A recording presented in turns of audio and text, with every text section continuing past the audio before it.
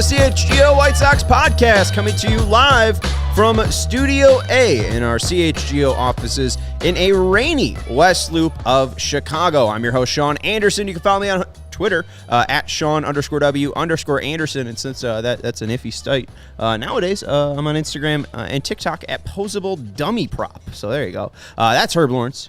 Hello. I thought it was, the whole time, I thought it was Paso Doble. Paso Doble? Yeah, like the dance. No, it's posable because I went to a what's the Halloween store? The Halloween Spirit. Yeah, Spirit Halloween. Yeah. Went to a Spirit Halloween and there was a posable dummy prop. Okay. And I was like, oh, hey, they're selling Tony La Russa's here because it was. I think managers are posable dummy props. Hello, Ellie. I just thought that was funny. Anyways, that's Herb Lawrence. You can follow him on Twitter at Actonwall23, and you can follow the show on Twitter at CHGO_White Sox. We got a very special guest joining us in just a second, but before we get to him, we do want to plug our Crosstown, what is it? Crosstown Takeover? Yeah. We got the one on July 26th at 7:10 with the Sox game for the Cubs-Sox game.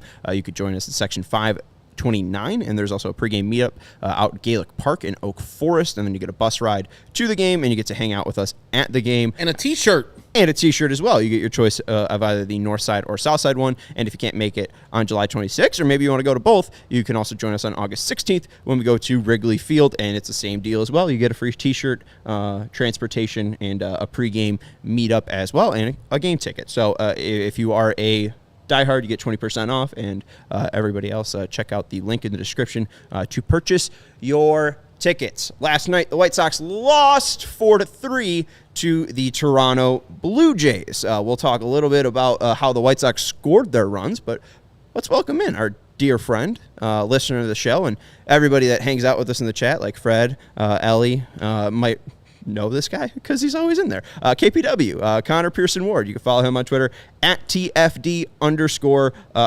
Hi, Konnor. Hello. How are we all doing? Yeah, we're doing great. And obviously it's Konnor with a K because it's KPW, not CPW. Yeah. I think that's a wrestling thing. Yeah, my mom is a unique snowflake when it comes to naming kids, so I had to be different. Does that mean like your siblings are all Ks? No, well, I'm Konnor with a K. It was originally going to be weirder than that, but my sister is Miranda with a Y. So, I'm sorry, what? What's her name? Miranda. Okay. Okay. Okay. With a Y at the beginning? Instead of an I? Yeah. Wow. Okay.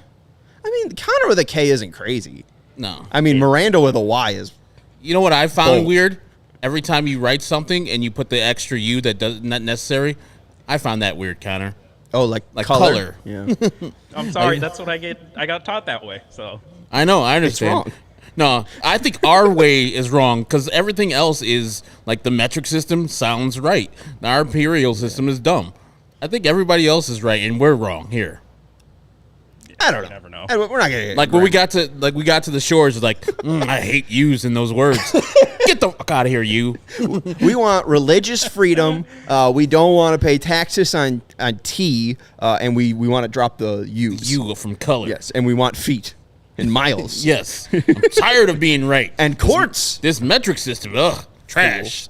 Anyways, Konnor is not only the host of The Flight Deck, which is a Blue Jays podcast, but also, as you can see, he's half a White Sox fan, too. When the White Sox are breaking his heart, thankfully, he's a resident of Toronto, so he could fall back on his Blue Jays. So we're here to talk about, the Sox, the Blue Jays, intermix the topics, and thankfully, we got the home run derby. We'll get to the weather delay in a second, because obviously we'll talk about the game that might happen. But we got the home run derby participants announced today. We got the full 8 of them, and to our surprise, Luis Robert Jr. is in the home run derby. When he told Vinny Duber and all the beat writers that he specifically did not want to do it. And Vinny has a new post up at ALLCITY talking about how Randy Arozarena and Adolis Garcia convinced Luis Robert Jr. to be in the home run derby. And now, as you can see, the full 8 include Randy Arozarena, Luis Robert Jr., Adolis Garcia, Julio Rodriguez, Adley Rutschman, Mookie Betts, Pete Alonso, and KPW's Vlad Guerrero Jr. So let's jump in right there, Konnor. What do you make of the 8 for this year's Home Run Derby? I think it's probably the best 8 we've had in a long time because it's some of the more fun guys. It's some of the more fun guys we've had in the league for a very, like, Adolis Garcia, Vladimir Guerrero Jr. is always fun. Luis Robert starting to actually show that he can have a little fun because he's on the field more. Mookie Betts is always a good one. And, yeah, it should be good, but I'm just waiting for this Derby to be an all-time, like, disappointing one just because the names look great and then the winner's going to hit like 40 home runs. So, yeah, I don't think Luis Robert Jr. is necessarily a home run hitter. He is a person that does hit a bunch of home runs, second in the American League right now, but he hits them because he's just that strong. For him to try to hit home runs, it's going to be a little iffy. I wish he does like a type of NWO type of thing where he's like, I'm out, and drops out, and then they start the music, and it's just Jake Berger comes in and is like, I'm taking his spot. That's a home run hitter. Jake Berger is 100% home run or nothing guy. Luis just hits rockets. Like I saw Sean today put on the CHGO White Sox Twitter page that after last night's home run where Luis Robert, man, just country strong, just strong as hell. Just looked at the ball and then pimped it up and then ran around the bases like, this is our guy. This is a superstar player, and I'm glad that he's on the White Sox. But he's not doing that because he's hitting home runs. He's doing that with the easiest power of all time. I would put odds on, somebody like Vlad Guerrero Jr., who has done it before, who still has the record, I think, in any home run derby, didn't win that one.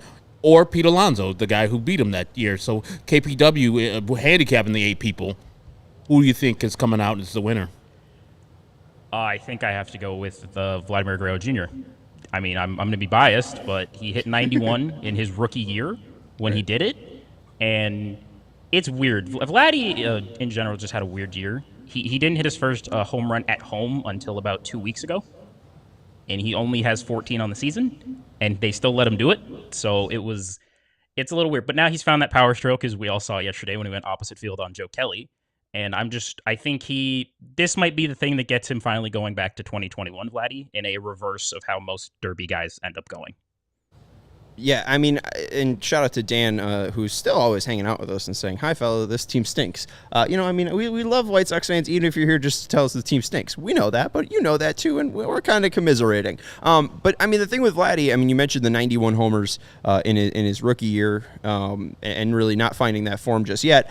I'd take him on the White Sox, I can't lie. Oh, my God.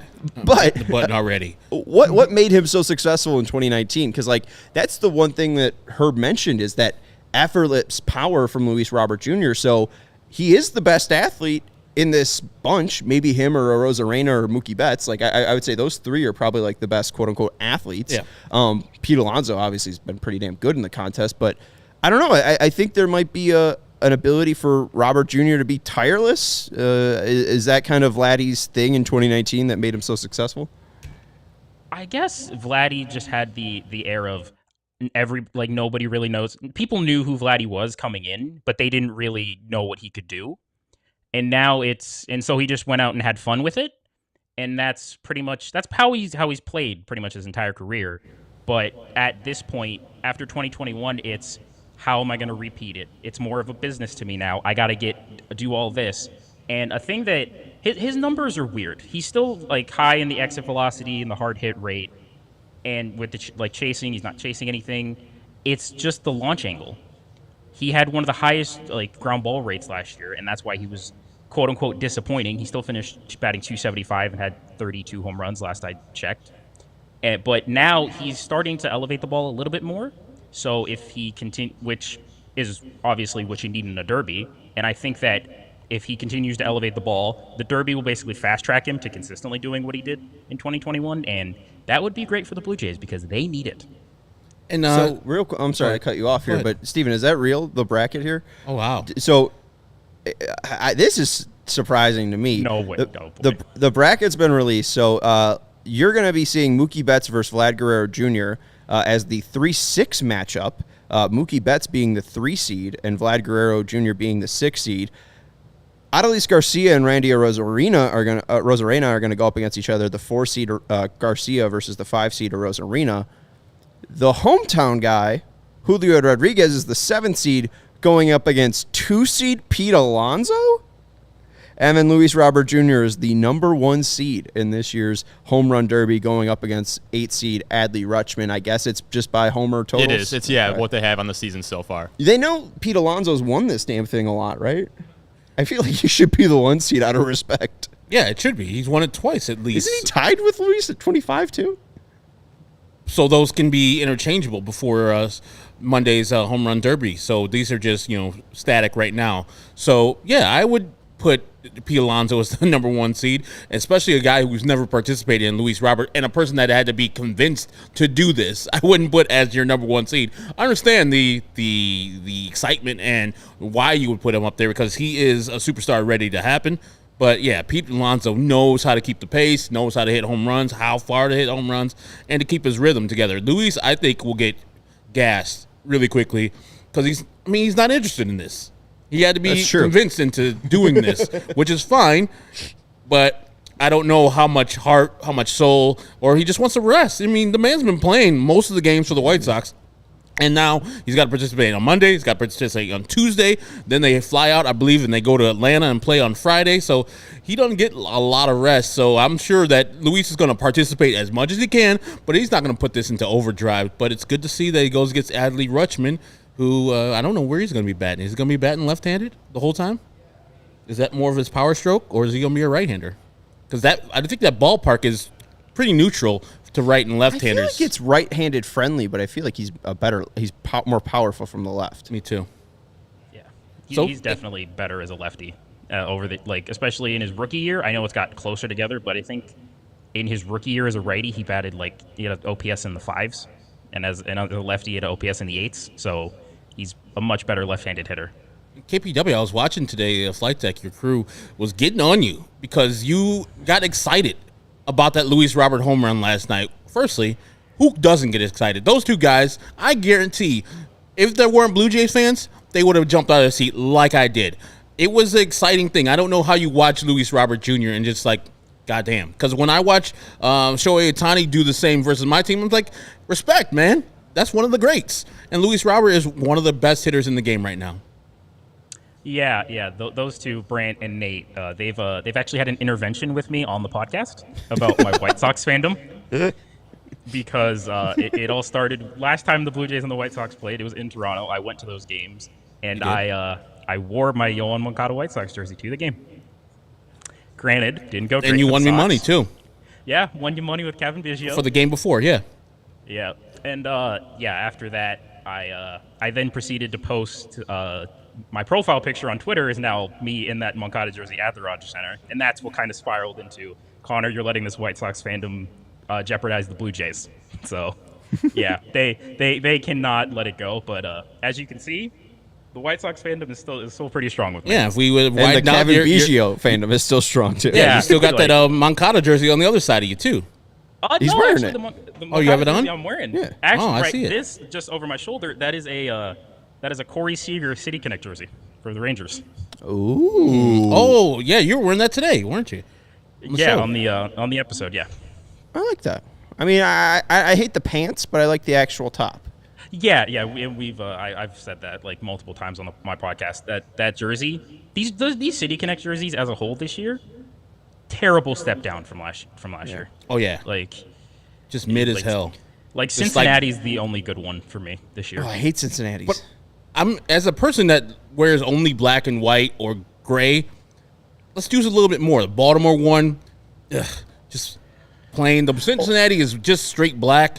Pittsburgh one is yellow. The PGH. I mean, come on, a little bit more flair, a little bit more color. Well, even though I wasn't a San Diego fan of the initial one, now I've grown into liking that one. I like at least that. It has some actual color to it. And it seems inspired, right? It's by that damn roller coaster. Yeah. But even the one, the Colorado one, that one got clowned, and I didn't like it when it first came out. But the Colorado one, compared to all these ones this year, I feel like kicks that one's ass because it's inspired and it's goofy, it's weird, it looks like a fucking park forest ranger. Let's go save the Smoky Mountains. Yeah, a lot of them now feel like you could make them on Rockies. MLB The Show with 20 minutes of prep time. It's like that Baltimore one. Just default writing 1 on across the jersey saying Baltimore. I don't know. Do the Blue Jays have one? I know they wear the red on Canada Day, which was July 1st. Yeah. But no, we don't have one yet. Okay. And I'm scared for when we. Toronto's not a city? Apparently, MLB's like, nah, Toronto's not a city. Let's You never skip know. them. You never know. We might get a country connect and just make it Canada related. I think so. My first thought was just like basically like one of those like Olympic hockey jerseys, just like redo those where it's like, you know, the red maple leaf and then you get the white outline and then you get the red body maybe. I don't know. I'm not a jersey designer. A lot of people in the Blue Jays fandom, jokingly or seriously, want back the a version of our black jerseys that we wore in the early 2000s. Fuck yeah. Yeah, those they hold bad memories of a bad Frank Thomas, but an old Frank Thomas, shall I say, not bad, because he never disrespected Big Hurt, but yeah, Well, and Alex Rios, White Sox legend. I mean, like, I like those because it reminded me of I was the Blue Jays airline phase. It really felt like you guys were, you know, taking flight with United or Delta. I like the muscle out Blue Jay where he's like Carlos Delgado roids. Give me the Carlos Delgado era sleeveless jerseys with the Blue Jays across the chest. Man, Carlos Delgado, man, he's on the precipice. He should have been in the Hall of Fame for what he did up there in Toronto. It's one of the most criminal things that he's not a Hall of Famer. Yeah, I mean, he was even good with the Mets, too. I mean, I guess the one thing that holds him back is he was just never an MVP, but, I mean, he was second in MVP voting once and fourth. I mean, I don't know. There's an argument there. He probably just was, 27 homers away from making it. I mean, he was 473. So. Carlos Delgado gets beaten down by the people with better numbers than him that also took steroids. I mean, not that Carlos Delgado took steroids, but the people with the numbers of 500, 700 home runs that took steroids, and then they look at Carlos Delgado as like, oh, you were good, but you weren't these people. And so you have to be kind of like Frank Thomas with the numbers that he put up to be a Hall of Famer, and Carlos Delgado wasn't Frank Thomas, but who is? I think a fair comparison is like Fred McGriff. Like Delgado was at like 44 career WAR, and now he's in the Hall of Fame. McGriff's at 52, and McGriff was like closer to 400 or 500. He was at 493. Had a worse OPS plus, but I don't think many people look at that. Anyways, it took him a while for him to get in. Anyways, it did. The main story is we got a pregame. However, game's in a delay. Do we have a game? At Vinny Juber, Sox announced that tonight's game will begin in a weather delay. The line of storms in the area around the ballpark, and it doesn't look great. No. Looks like maybe the first window could be 10 p.m.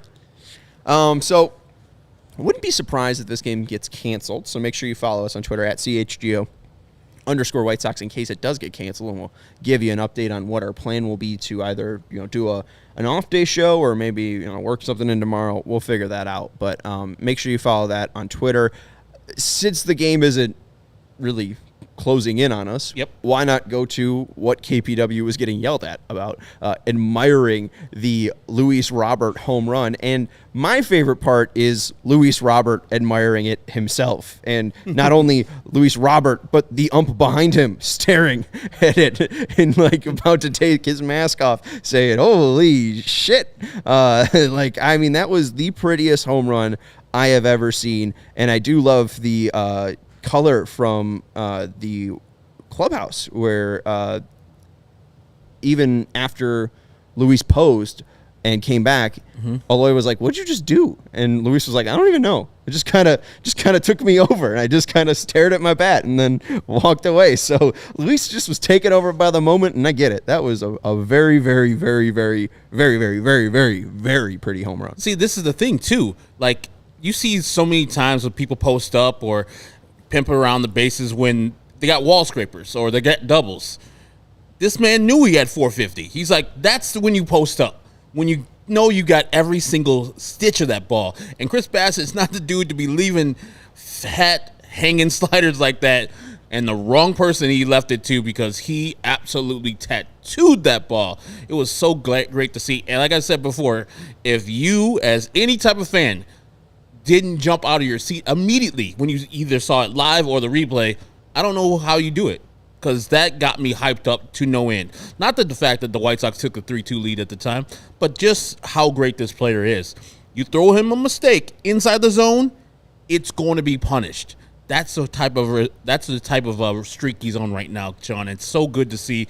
It's the player that I wanted and beyond. He is the guy much better than I thought he could be, and this is the level where you say, okay, I think somebody put it, if Shohei Ohtani was never born or never in the major leagues, this guy would be the front runner for MVP in the American League. Absolutely. Well, and that's funny because and Konnor joins us now, but you didn't miss much. You didn't see this version of Luis Robert Jr. And we can go to the tweet from Nick Garr over at Sox on 35th. You can follow Nick on Twitter at at GAUR_NIK. But since the infamous play on April 29th where Luis Robert looked to maybe not hustle or be injured, Luis Robert leads all position players, even Ohtani and Acuna, in F4, 3.6, and is hitting 308, 379, 668. That's a 147 OPS and a weighted runs created plus of 183.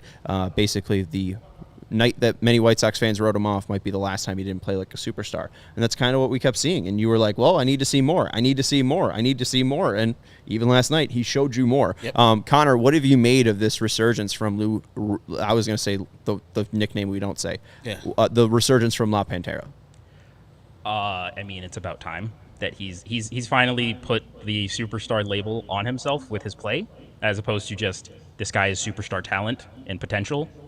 And it's a shame that the rest of the White Sox aren't living up to what they can do, because if this man was leading a better team, there would be a lot more eyes on him. And it's a shame because he's second in home runs in the league. He's the number one seed in the Derby for a reason. He's one of the best defensive center fielders. Mm-hmm. I think he's had more defensive run saves than Kevin Kiermaier, and Kevin Kiermaier is one of the best of the generation. And it's now that he's put it together, and he probably looked at himself in the mirror after that Tampa incident and was like, I need to be the Luis Robert that everybody thought I was going to be. And he's done it, and it's beautiful to see. It's just now, can the rest of the White Sox put it together and actually make a run at the division? Right, and we're going to talk about that post-game with Vinny about what Rick Hahn had to say about that division. But, I mean, even Dan kind of summed it up earlier. Luis Robert Jr. right now, since this team isn't in a place to win the division and they just keep losing, Luis Robert Jr. is the only reason why he's still watching. So, I mean, that's the fair reason. He's must-see TV, must-see baseball. I mean, along with Ohtani and Robert Jr. and Acuna and Arise, there's so many different superstars that make this game very, very exciting to the point of I really don't think we've seen before. And I think with the shortened game clock, this is fantastic for the game. So shout out to Luis Robert Jr. He makes watching baseball fun. Again, probably not going to be playing baseball at least in the next hour because I just saw a huge flash of lightning here. But Konnor, there's a huge rumble of thunder. That's like 10 miles away. They'd have to delay that NASCAR game or that NASCAR game. What the fuck? Was that like 13 kilometers?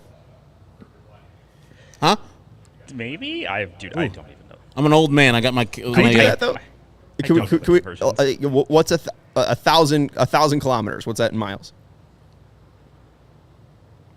I don't know. I know of like a 5K is only like 3 miles. So I don't know anything. Yeah. Anyways, let's get into this game because I bet yesterday that the over would be 8.5. I could hear the rain. It's so hard. Yeah, it is. Golly. It ended up being 4-3. Did I roll up my windows? 7 runs. Oh, mercy. It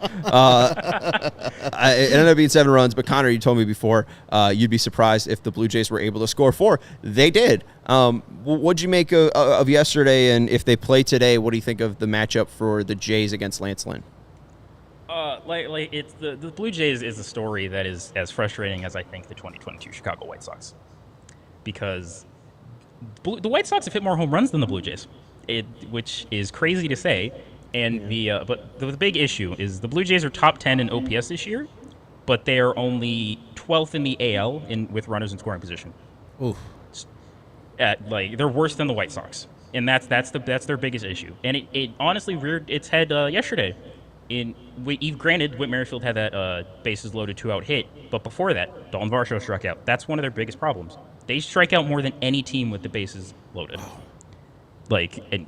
And also a stat that was put out a while ago, and it's probably still true, With runners on first and second and nobody out, the Blue Jays bat around 200. Like that, and that's why I'm saying it's so hard for them to score runs. And scoring runs is the name of the game, and that's why they're 46 and 40. And like it's when they should be competing. They should be where Baltimore is right now, and not with the dregs of Houston, who's having a struggling year, Boston, who is 7-0 against Toronto this year. Shit. For some reason. That Justin Turner magic. Dude, the Blue Jays are 46 and 40. They are 7 and 20 against AL East teams. 7 and 20? Yes, 7 and 20. Mercy. I mean, I'll take 46 and 40. I'll take 43 and 43. I'll take 49 and 38. So I'll take struggling. That's how struggling.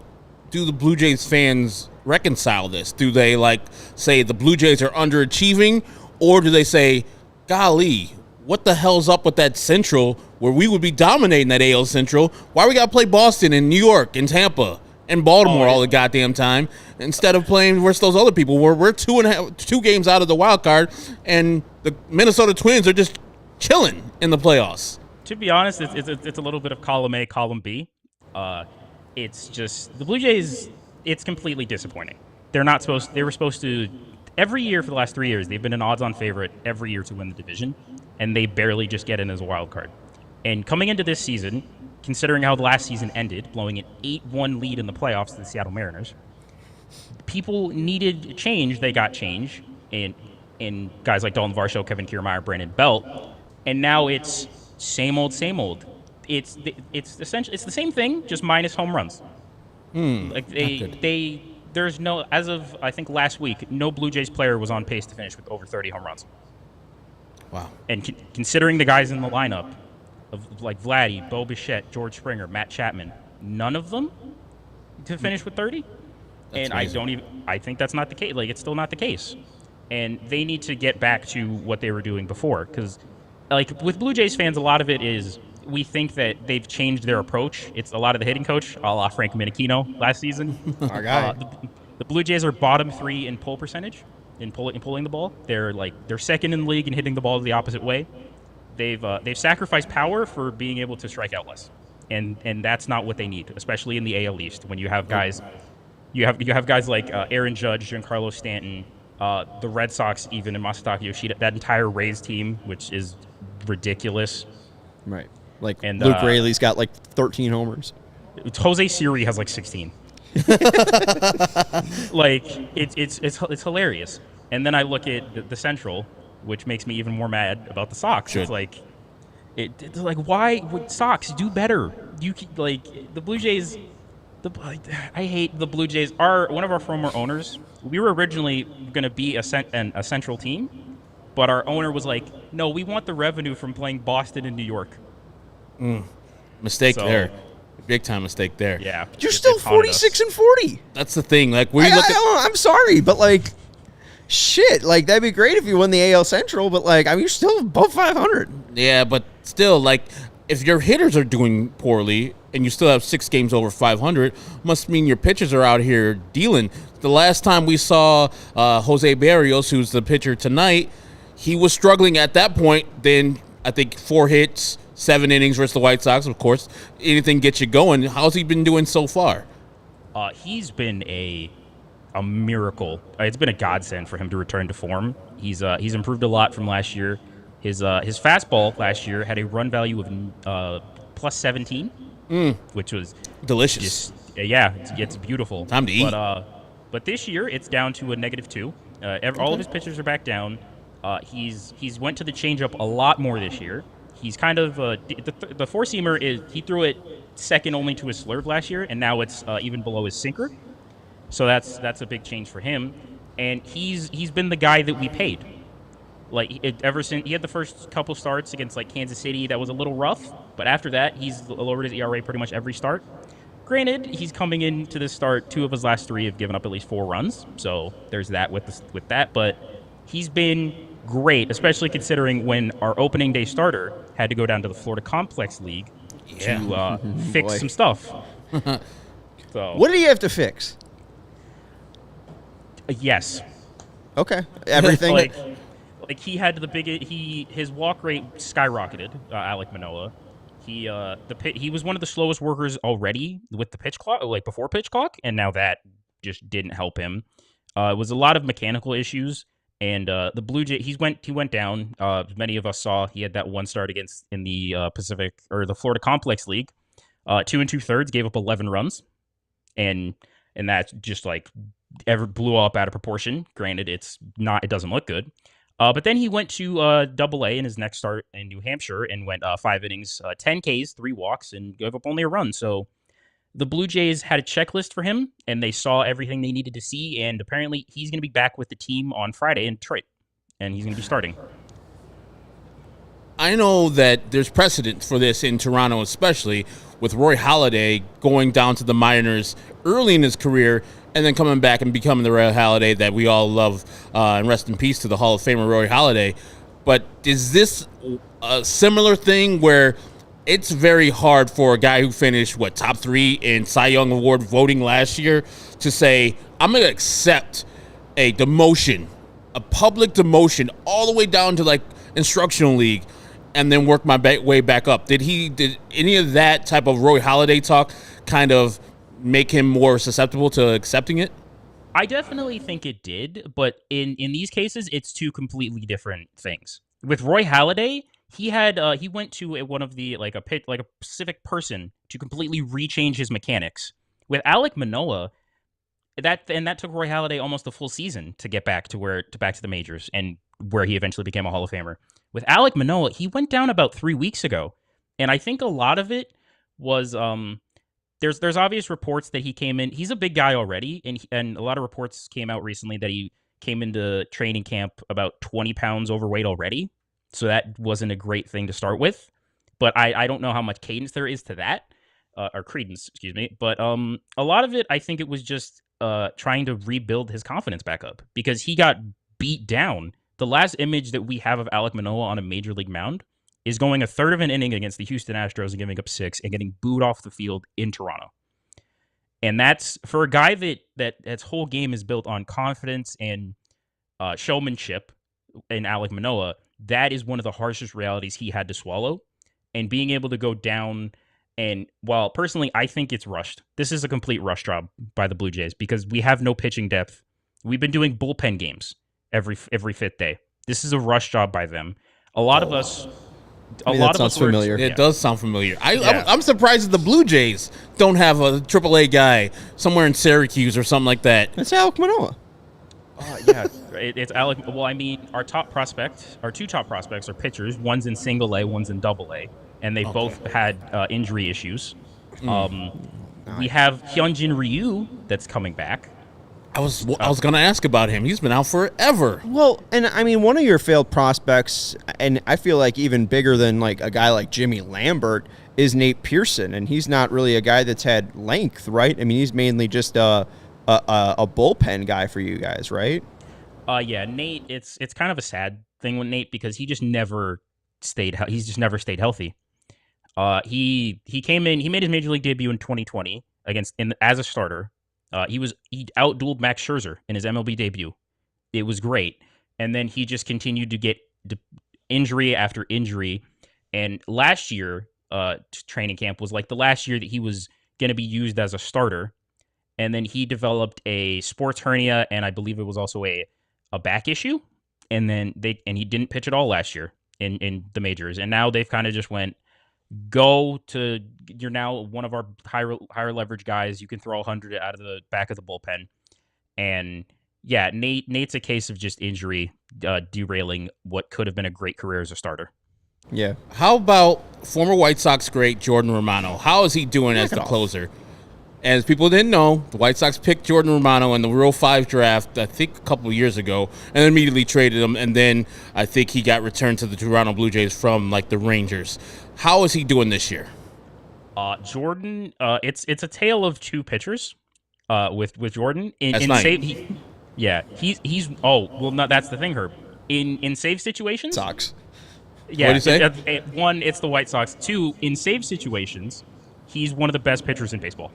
Like it's not even close. He is one of the best sliders in non-save situations. Even in a tight game, he's maybe Jimmy Lambert. Oof. Like it's weird. Like he's one of the more he's had the most 1-run saves over the last year and a half in baseball because the Blue Jays haven't given him any room to breathe with saves. But Jordan's a guy that will also take a lot of he'll take what he's given. If you give him a 3-run lead, he'll probably give up 2, but still get the save. So yeah, it's Jordan. He should have been an all-star, but that's just me. I'm kind of biased, but he's nails. He's beautiful.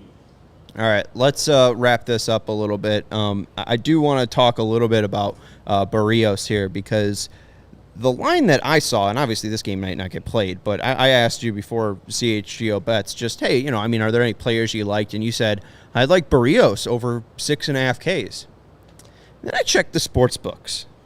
And every single sports book is over 4.5. What? To remind everybody, the last time Jose Berrios faced off against the White Sox, he struck out 9.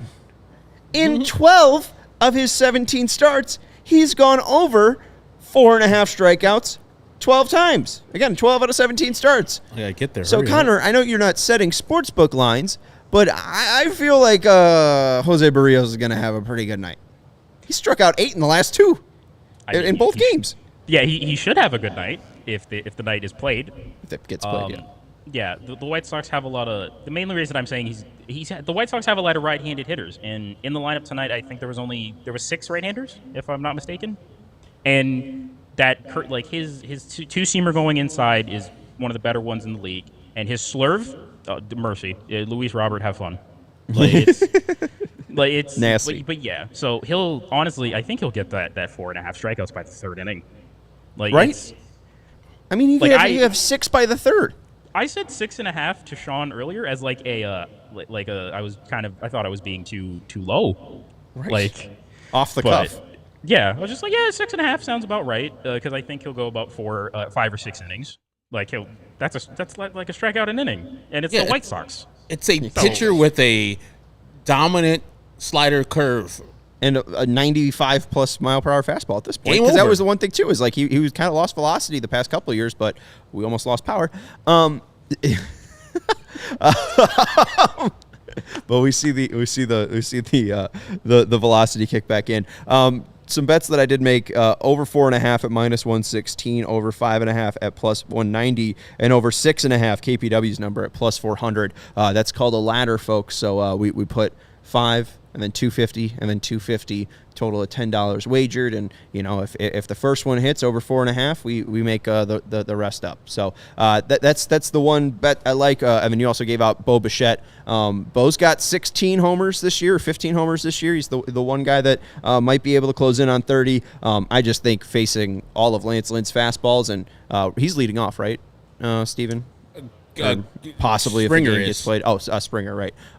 Springer 1 in right field, Bichette 2 at shortstop, Brandon Belt at DH, Vladdy at first base batting 4th, Matt Chapman 5th batting 3rd, Whit Merrifield 6th in left field batting 7th, KPW's guy Kevin Biggio at second base. My guy too. Batting 8th, Danny Jansen, White Sox killer at catcher, and Kevin Kiermaier out in center field. That's 4 lefties: Kiermaier, Jansen, Biggio, and Brandon Belt. Anyone outside Is Jansen lefty?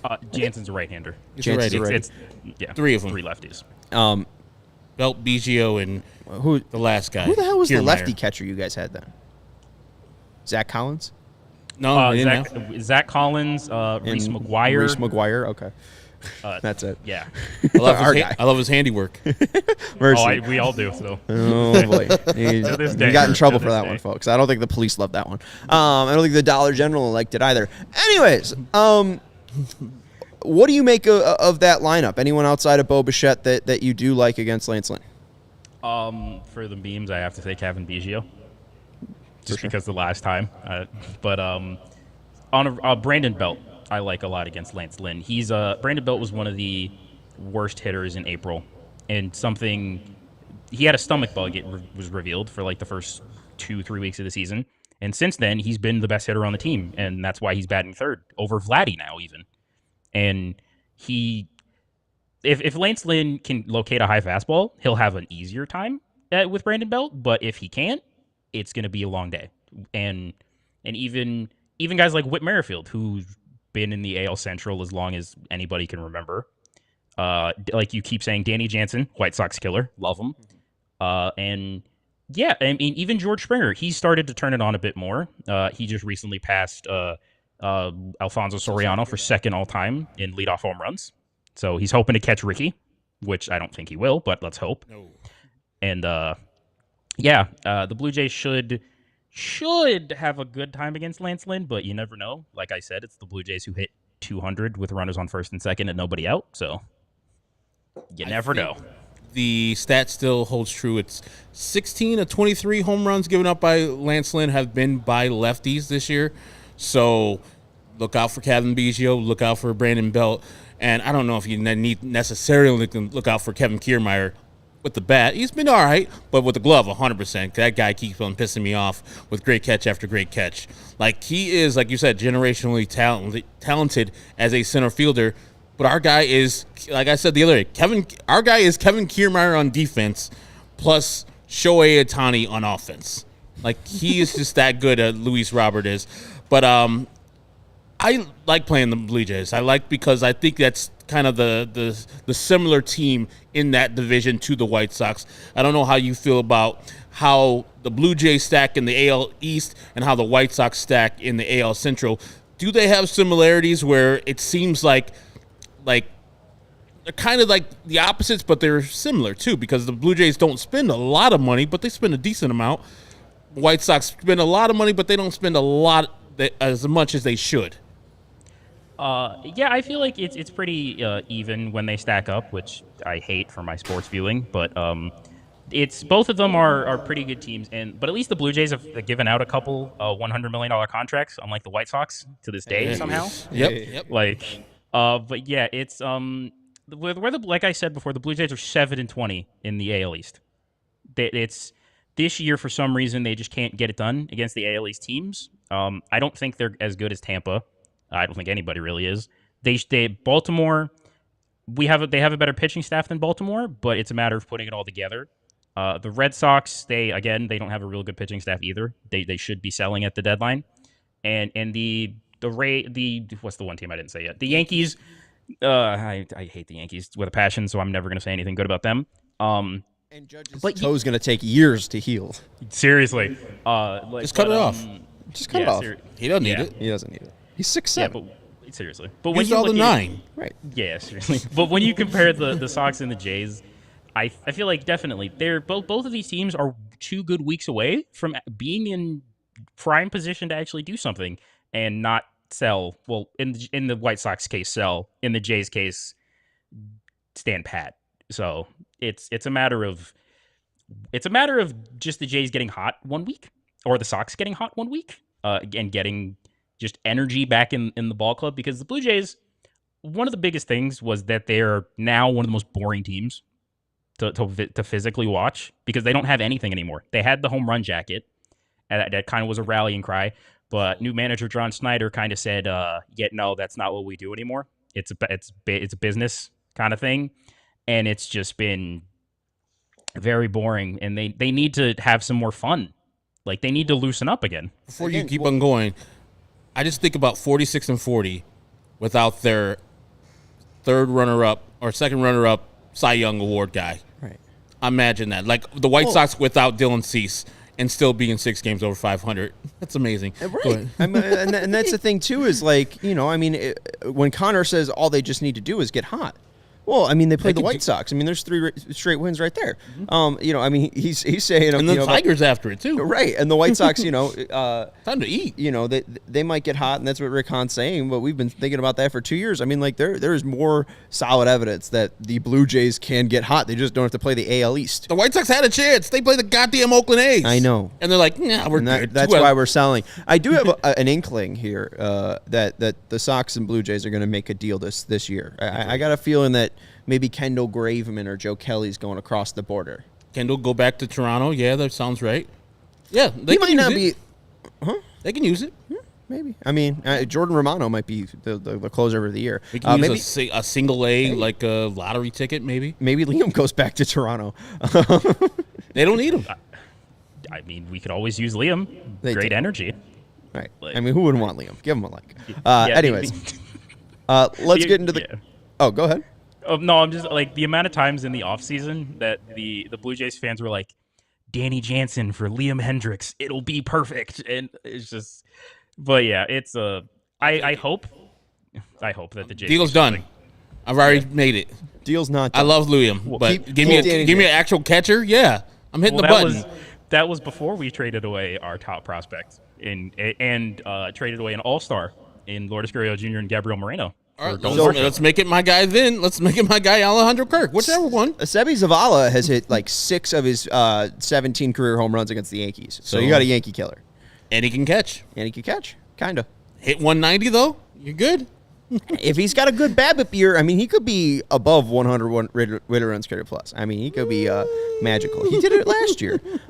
Anyways, real quick, I feel like I keep getting sidetracked, but you brought up Ricky Henderson and George Springer with leadoff homers. Ricky's got 81. George Springer's got 55. Mookie's not too far back at 44, and then Acuna's got 29 already. He's one away from 30. So if I did have to say anyone to break it, I'll take Acuna just because he's got ridiculous power. And thank you to other Sean, too, for saying 1,000 K is about 621 miles. We were all waiting with bated breath for somebody to give us that answer. Let's get to our clicks that pick. KPW, since you are first, we let you pick, or since you are our guest, we let you pick last, but it seems like you still got your pick. I mean, yeah, it's pretty. You guys left me with a very obvious choice here. The heartbeat, the life that is on the White Sox, Luis Robert Jr. Mm-hmm. I mean, you might as well. Oh, that's a great image, boys. Great graphic. I love it. That's a great image. But yeah, Luis Robert Jr. And that's you wearing your Yohan Moncada jersey that pissed off your coworkers or podcast hosts. Yeah. But the Luis Robert, like, what more can you say about him? Jose Berrios does have a little bit of an issue with the home run ball. Not as bad as it was last year, but it's still prevalent, and Luis Robert Jr. can hit him with the best of them. So I think he has another great day. If it hangs, he can bang it. Yeah, one of the people that hit home run last year off of Berrios was the guy you just picked, Luis Robert Jr. Another guy that hit a home run off of him, my guy, Andrew Vaughn. Much maligned on these Twitter streets. People are thinking that he's average as fuck, or bad even. He's below average. But according to a first baseman. I got Andrew Vaughn. I think the man is coming on. He's starting to hit the ball really with some authority. I think he'll hang one of those slurs, and Andrew will bang it if we ever get to play tonight. Our guy Vinny's going with TA, and TA did recently post on Instagram, so obviously that means he's back, right? Yep. That's what that has to mean. There's no way that he can post on Instagram and not be back. And he was hitting the ball hard last night. He was, and he was hitting the ball hard again in Oakland too. I mean, he almost hit a homer in the first at bat, and then hit a triple. So that's what I'm saying. The man's back. The triple last night, I know he should have been caught. It's a tough catch for George Springer going into the wall there. It's not an easy catch, and they were perfectly positioned for that play. But TA busting it out of the box, Steven, last night for that triple. I love it. Yeah, every time should be like that. TA saying I had to fall back for a minute to see who really with me, and Vinny Duber really with him. I am going to go Andrew Benintendi because I think the White Sox lose, and that's what I do when I think the White Sox will lose. Konnor, you said that all weekend long. Huh? You said that all weekend long, but Benintendi. And they did lose 2 out of 3. Good job. Good job, Sean. You brought up Vladdy waiting a long while to hit his first home run at home. Did you know that Andrew Benintendi hasn't hit a home run at Guaranteed Rate Field since like 2019? Sean, yeah. One guy's supposed to hit home runs. The other guy's Andrew Benintendi. I feel like if you're paid $75 million, you can at least luck into one. They're not giving all $75 million this year. Get lucky. I mean, only $8 million this year. Yeah, right. He's hitting like an $8 million hitter next year. Next year. That's the year where he's hitting all the home runs. We get Andrew Bonds. He's going to hit my 10 home runs next year. Oh, mercy. Does that count? No, because I'll have $100 in my pocket. Yeah, you will. We'll play double or nothing next year. You're still doing the Michael Conforto account, Sean? Yeah, he's got to hit more homers. Hitting home runs. And he's been banged up, too. But also, like, I think Andrew Benintendi hit the latest home run out of that series. So it's been a while. But Conforto, I think, still has a higher weighted runs created plus than him, so I don't really care. He's walking. He's hitting doubles. He's fine. Anyways, that's going to do it for the CHGO White Sox pregame show. If there is even a game, make sure you follow our wonderful guest, Konnor, at TFD_Konnor. He is the host of the Flight Deck podcast. That's what TFD stands for, so make sure you check out those fantastic Blue Jays fans and Konnor, who I guess is a half White Sox fan and Blue Jays fan. He's an all Blue Jay fan with some White Sox sprinkled in. With some Yohan Moncada love. I blame you guys for this. I'm sorry, KBW. We'll take full blame. That's Herb Lawrence. You can follow him on Twitter at Acknerwall23. He's our CHGO White Sox community leader. And I'm Sean Anderson. You can follow me on Twitter at Sean_W_Anderson. Thank you to Stephen Nicholas for producing the show. And thank you to everybody for hanging out with us. Again, follow at CHGO_White Sox, and we'll keep you updated on what we're doing tonight from a content standpoint. And Vinny will keep you updated from the park with live updates on if they will play this game or not. Thank you to Konnor for joining us. We'll talk to you tonight? I mean, we will talk to you tonight. Probably. Yeah. Bye. I hope not after midnight. Which will be tomorrow. See how that goes. There you go. Bye.